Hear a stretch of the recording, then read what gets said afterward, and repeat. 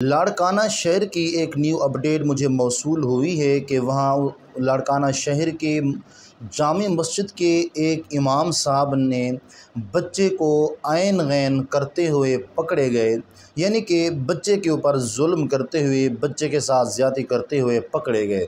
دوستو، آج کے اس پرفتن دور کے اندر ہمارے اوپر جو مصیبتیں مسلط ہوئی ہیں، وہ ہمارے اعمال کی وجہ سے مصیبتیں مسلط ہو بھی رہی ہیں، ہوئی بھی ہیں، اور اگر اس طرح کے اعمال ہم مسلمانوں کے رہے تو یہی مصیبتیں مسلط ہوتی بھی رہی ہیں، جبکہ ان کو یہ بھی پتہ ہے کہ لوگوں کو درس بھی دیتے ہیں، لوگوں کو جناب والا امامت بھی کراتی ہیں، اور ان کو یہ بھی پتہ ہے یہ جو کام ہے یہ حرام ہے اور قوم لوط والا عمل ہے۔ کیا ان کو یہ پتہ نہیں ہے کہ اللہ تبارک و تعالیٰ نے قوم لوط کے ساتھ کیا کیا تھا؟ ان کو بھی اللہ تبارک و تعالیٰ کی طرف سے حکم نامہ موصول ہوا تھا، اللہ کے نبی کی طرف سے حکم ہوا تھا کہ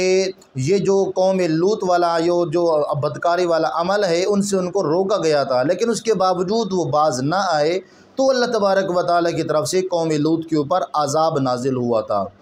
یہ بھی ان کو پتہ ہے، لیکن ہمارے ہاں جو ہے ماں باپ کا کہنا نہیں مانا جاتا، استاد کا نہیں مانا جاتا، سب سے زیادہ جو کہنا مانا جاتا ہے وہ ابلیس کا کہنا مانا جاتا ہے، وہ شیطان کا کہنا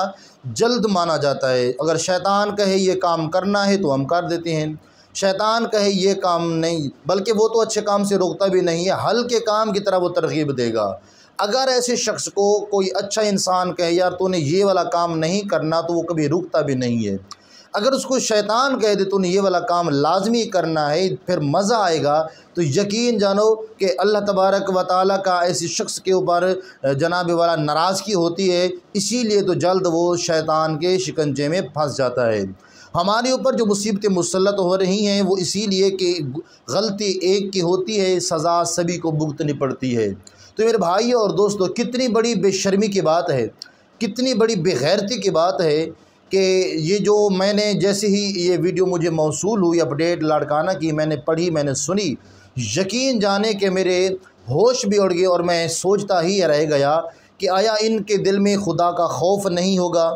مسجد شریف کے اندر اور اللہ کے گھر کے اندر قرآن پاک بھی وہاں موجود، سبھی کچھ، لیکن اس کے باوجود بھی شیطان کے کہنے پہ لگ کے رحمان کے کہنے کو پس پشت ڈال دیا۔ تو میرے بھائی اور دوستو، ایسے ہی لوگ ہوں گے جو کل قیامت کے دن پیارے آقا صلی اللہ علیہ وآلہ وسلم نے فرمایا، میں نے معراج کی رات کچھ لوگوں کے دیکھا کہ ان کے جو ہونٹ تھے اپنے ہونٹوں اور زبانوں کے ذریعے جو ہے وہ لٹکے ہوئے ہوں گے، فرمایا لٹکے ہوئے تھے، اور میں نے جبریل امین سے پوچھا یہ کون لوگ ہیں؟ انہوں نے کہا یہ وہ لوگ ہیں جو لوگوں کو تو بتاتے تھے لیکن خود عمل نہیں کرتے تھے۔ تو میرے بھائی اور دوستو، عمل پیرا ہونے کی کوشش کریں،